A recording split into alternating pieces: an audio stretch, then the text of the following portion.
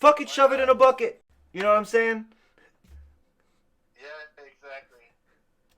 So, the white Hold buffalo on, woman. man. I've This got I got email right now. that's fine. White buffalo woman. The Sioux are the white buffalo woman. The Sioux are a warrior tribe, and one of their proverbs say, "Women shall not walk before men." Yet, white buffalo woman is the dominant figure of their most important legend. The medicine man, Crow Dog, explains this holy woman brought the sacred buffalo calf pipe to the Sioux. There could be no Indians without it. Before she came, people didn't know how to live. They knew nothing. The buffalo woman put her sacred mind into their minds. At the ritual of the Sundance, one woman, usually a mature and universally respected member of the tribe, is given the honor of representing Buffalo Woman. Though she first appeared to the Sioux in human form, White Buffalo Woman was buffalo. Indian's brother who gave its flesh so that the people might live. Albino buffalo were sacred to all plains tribes. A white buffalo hide was a sacred talisman, beyond price. One summer, so that nobody knows how long, the Ositashukawin, the seven sacred council fires of the Lokata Oyata, the nation came together and camped. The sun shone all the time, but there was no game, and the people were starving. Every day they sent scouts to look for game, but the scouts found nothing. Among the bands assembled were the Izatachipipo, the without bows, who had their own camp circle under their chief. Standing hollow horn, early one morning the chief sent two of his young men to hunt for game. They went on foot because at the time the Sioux didn't yet have horses. They searched everywhere but could find nothing. Seeing a hill high, they climbed and climbed to the top in order to look over the whole country. Halfway up, they saw something coming toward them from far off, but the figure was floating instead of walking. From this, they knew that the person was Wakan, holy. At first, they could make out a small moving speck and had to squint to see that it was a human form. But as it came nearer, they realized that it was a beautiful young woman, more beautiful than any they had ever seen, with two round red dots of face paint on her cheeks. She wore a wonderful white buckskin outfit, tanned until it shone a long way in the sun. It was embroidered with sacred and marvelous designs of porcupine quill in radiant colors no ordinary woman could have had made. This Wakan stranger was Pitsenwe, white buffalo woman. In her hands she carried a large bundle and a fan of sage leaves. She wore her blue black hair loose except for a strand at the left side, which was tied up with buffalo fur. Her eyes shone dark and sparkling with great power in them. The two young men looked at her open mouthed. One was overawed, but the other desired her body and stretched his hand out to touch her. The woman was Lila Wakin, very sacred, and could not be treated with disrespect. Lightning instantly struck the brash young man and burned him up, so that only a small heap of blackened bones was left. Awesome, man. Or some say that he was suddenly covered by a cloud, and within it he was eaten up by snakes that left only his skeleton, just as a man can be eaten up by lust. To the other scout who had behaved rightly, the white buffalo woman said, "Good things I am bringing, something holy to your nation, a message I carry for your people from the buffalo nation. Go back to the camp and tell the people to prepare for my arrival. Tell your chief to put up a medicine lodge within 24 poles. Let it be made holy for my coming." This young young hunter returned to the camp. He told the people what the sacred woman had commanded. The chief told the Ayapaha, the crier, and the crier the camp circle calling, "Someone sacred is coming." The holy woman approaches. Make all things ready for her. So the people put up the big medicine teepee and waited. After 4 days, they saw the white buffalo woman approaching, carrying her bundle before her. Her wonderful white buckskin dress shone from afar. The chief, standing Hollowhorn, invited her to enter the medicine lodge. She went in and circled the interior sunwise. The chief addressed her respectfully, saying, "Sister, we are glad you have come to instruct us." She told him what she wanted done. In the center of the teepee, they were to put up an awakawakan, a sacred altar made of red earth with a buffalo skin and a 3-stick rack for a holy thing she was bringing. She did what she directed, and she traced a design with her finger on the smooth earth of the altar. She showed them how to do all this, then circled the lodge again sunwise. Halting before the chief, she now opened the bundle. The holy thing contained was the chanda, the sacred pipe. She held it out to the people and let them look at it. She was grasping the stem with her right hand and the bowl with her left, and thus the pipe has been held ever since. Again the chief spoke, saying, "Sister, we are glad. We have no meat for some time. All we can give you is water." They dipped some wakaga sweetgrass into a skin bag of water and gave it to her. And to this day, the people dip sweetgrass or an eagle wing in water and sprinkle it on a person to be purified. The white buffalo woman showed the people how to use the pipe. She filled it with chanshasha, red willow bark tobacco. She walked around the lodge 4 times after the manner of Anpetu, the great sun. This represented the circle without end, the sacred hoop, the road of life. The woman played a dry buffalo chip on the fire and lit the pipe with it. This was Peda Owehan Keshne, the fire without end, the flame to be passed on from generation to generation. She told them that the smoke rising from the bowl was Tunkashila's breath, the living breath of the great-grandfather mystery. The buffalo woman showed the people the right way to pray, the right words, and the right gestures. She taught them how to... she taught... It's only another page, so you could just turn down the volume.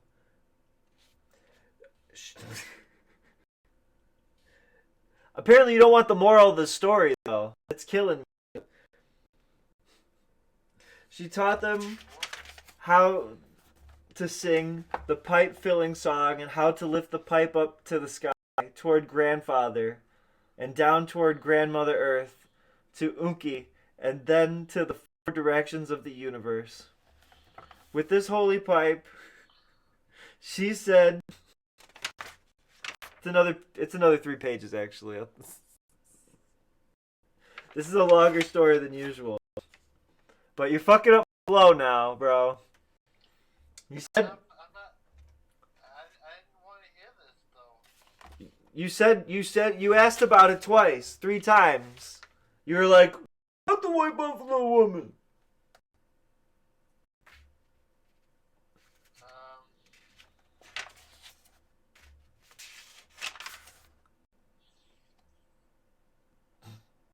Now I'm like, 2.5 pages deep in a recording, and now, like, I gotta do some editing. Either way, understand, when you make commitments, you make commitments. Yeah, I know. But either way, whatever.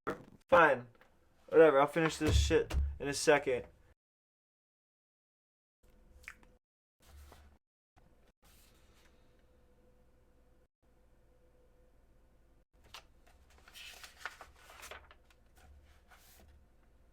The white buffalo woman showed the people the right way to pray, the right words and the right gestures.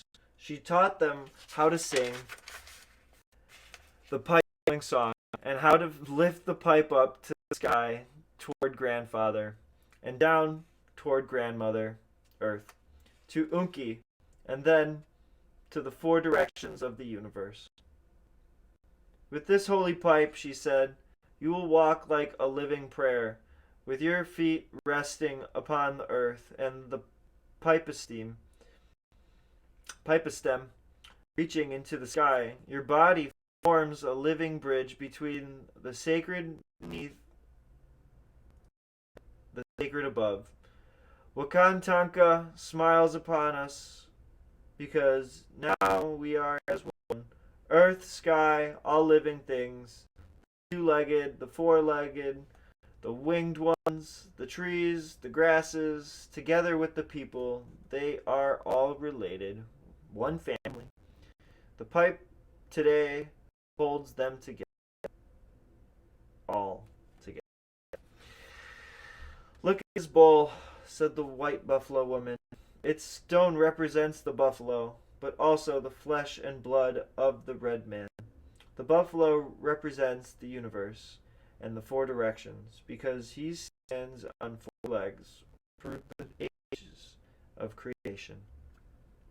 The buffalo was put in the west by Wakantanka at the making of the world to hold back the waters. Every year he loses one hair, and in every one of the 4 ages he loses a leg. The sacred hoop will end when all the hair and legs of all the great buffalo are gone, and the water comes back to cover the earth. The wooden stem of this chanupa stands for all that grows on the earth. 12 feathers hanging from where the stem, the backbone, joins the bowl. The skull are from Wambly Galeshka, the spotted eagle, this very sacred bird who is the Great Spirit's messenger and the wisest of all flying ones. You are joined to all things of the universe, for they all cry out to Tunkashila.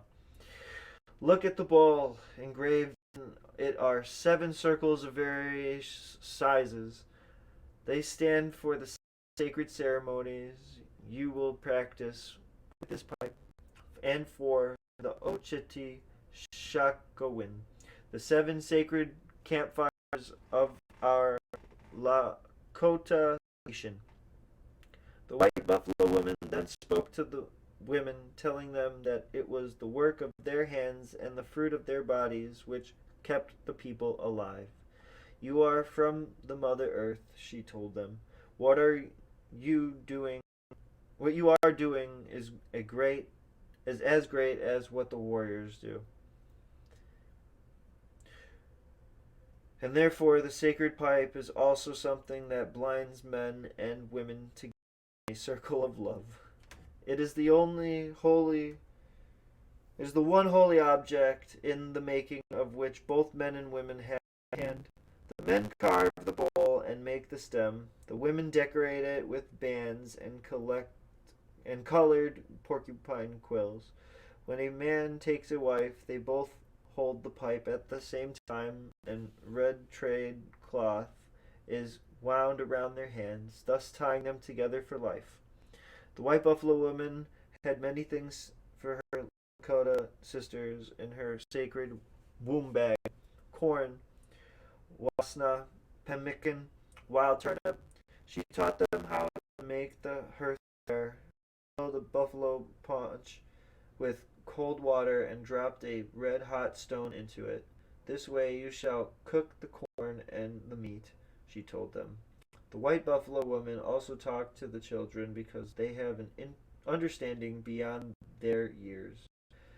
She told them that what their fathers and mothers did was for them, that their parents could remember being little ones, and that they, the children, would grow up to have little ones of their own.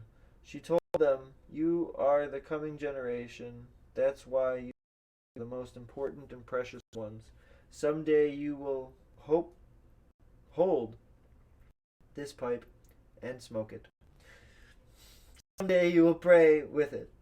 She spoke once more to all the people. The pipe is alive. It is a red being showing you a red life and a red road. And this is the first ceremony for which you will use the pipe.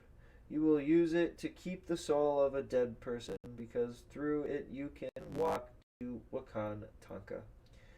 The great mystery spirit, the day a human dies is always a sacred day. The day when the soul is released to the great spirit is another. 4 women will become sacred on such day. They will be the ones to cut the sacred tree, the Kan Wakan, for the Sundance. She told the Lakota that they were the purest among the tribes, and that for that reason, Tunkashila had bestowed upon them the holy Chanupa. They had been chosen to take care of it for all the Indian people of this turtle continent. She spoke one last time to Standing Hollowhorn, the chief, saying, "Remember, this pipe is very sacred. Respect it, and it will take you to the end of the road. The 4 ages of creation are in me. I am the 4 ages. I will come to see you in every generation cycle. I shall come back to you." The sacred woman then took leave of the people, saying, "Toksha ak wasinyakintin kitelo. I shall see you again." The people saw her walk off in the same direction from which she had come, outlined against the red ball of the setting sun. As she went, she stopped and rolled over 4 times. The first time she turned into a black buffalo, the second into a brown one, the third into a red one, and finally, the 4th time she rolled over, she turned into a white female buffalo calf. A white buffalo is the most sacred living thing you could ever encounter. The white buffalo woman disappeared over the horizon. Sometime she might come back. As soon as she has vanished, buffalo in great herds appear, allowing themselves to be killed so that the people might survive. And from that day on, our relations, the buffalo, furnished the people with everything they needed: meat for their food, skin for their clothes, and teepees, bones for their many tools. Told by Lame Deer at Winter. Rosebud Indian Reservation, South Dakota, 1976. 2 very old tribal pipes are kept by the Looking Horse family at Eagle Butte in South Dakota. One of them, made from a buffalo's calf bone, too fragile and brittle with age to be used for smoking, is said to be the sacred pipe which the Buffalo Maiden brought to the people. "I know," said Lame Deer. "I prayed with it once, long ago." The Turtle Continent is North America, which many Indian tribes regard as an island sitting on the back of a turtle.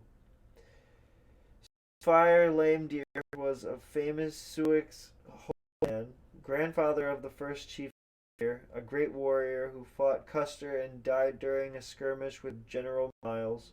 Lame Deer's son Archie is carrying on his work as the medicine man and director of the Sundance. Sorry for the issues. I'll never do a live session again. Period. At all. So, till next time, we are going to read The Orphan Boy and the Elk Dog, and we're going to go back from the above angle. If you guys think I should change it or keep it to this where it's facing me, I do want to get another camera, so there's like a face camera while I'm doing some reading, because I think that like I'll get my face into the mix and it'll be like, it'll be fun. So yeah, I'll probably do a little box in like the corner or something just for the face while I'm reading it. So I'm sorry about that, guys. I really apologize. Till next time, thanks for checking out.